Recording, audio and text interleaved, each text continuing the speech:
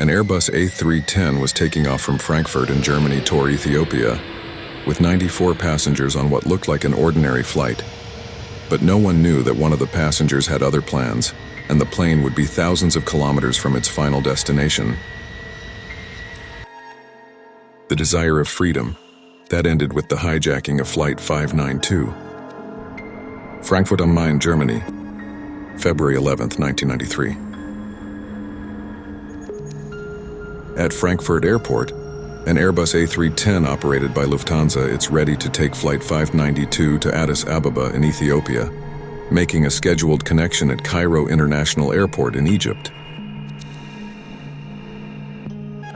6 months earlier, Nebiu Demeki, a 20-year-old Ethiopian son of a political prisoner, moved to Germany to escape the political persecution that his family was suffering in Ethiopia and tried to apply for asylum, but was denied, and the German government bought him a ticket back to Ethiopia on Lufthansa Flight 592.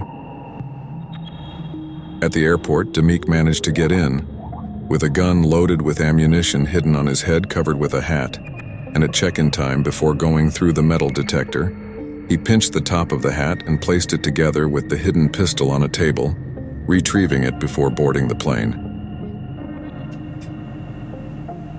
The plane is carrying 94 passengers and 10 crew members.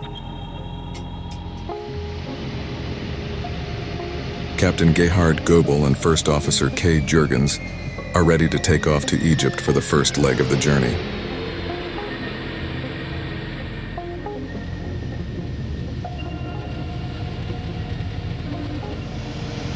"35 minutes after takeoff, with the plane reaching cruising level and flying over Austrian airspace, Demeki entered the front lavatory near the cockpit, put on a mask, and took out his gun.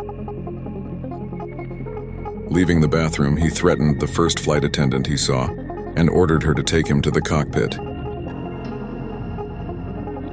He burst into the cockpit, put his gun to Captain Goebel's head and said, "If you don't turn west, I'll shoot you." The first officer tried to declare an emergency with the controller, but Demeki stopped him and continued to demand that they turn west. He had a compass so he could orient himself and make sure the pilots were directing the plane where he wanted. So, without many options and without resistance from the captain, he turned off the autopilot and began a right turn to head west. Demeki wanted the plane to be diverted to go to New York in the United States to request political asylum. Demeki only allowed the captain to announce to his passengers what was happening. "There's a young gentleman on board who doesn't want to go to Cairo and has a gun in my head." But there was a problem. The plane didn't have enough fuel to cross the Atlantic and reach New York, so the captain began to negotiate, and after some time Demeki agreed to allow a refueling stop in the city of Hanover. The plane landed at Hanover-Langenhagen Airport at around midday local time and was immediately surrounded by the police. Demeki stood in the cockpit pointing at the captain's head and threatened to kill a flight attendant every 5 minutes if the police tried to do something. Due to the complexity of the situation and without many options, the German authorities allowed the plane to be refueled in order to take off.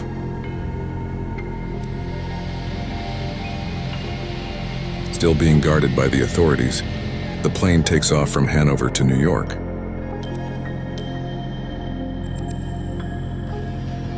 During the flight, Captain Goebel tries to create a connection with Demeki to try to calm him down. He wanted to find the more human side of him so that he could understand the extent of the consequences of the actions that he was taking. After many hours, Demeki came to his senses and began to confess the details, explaining that he had done all this in order to apply for political asylum in the United States.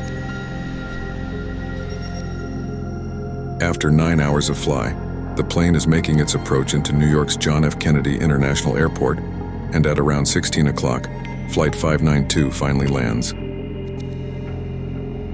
They receive instructions to move to a remote part of the runway, and a negotiating team is set up in the airport control tower to free the hostages. The New York Police Department negotiators and the FBI contacted Demika by radio, and after 70 minutes of negotiation, Demika handed the gun over to Captain Goebel and surrendered peacefully to the authorities. All 94 passengers and 10 crew members were unharmed. Demika was arrested and charged with air piracy and sentenced to 20 years in prison, serving his sentence until 2013.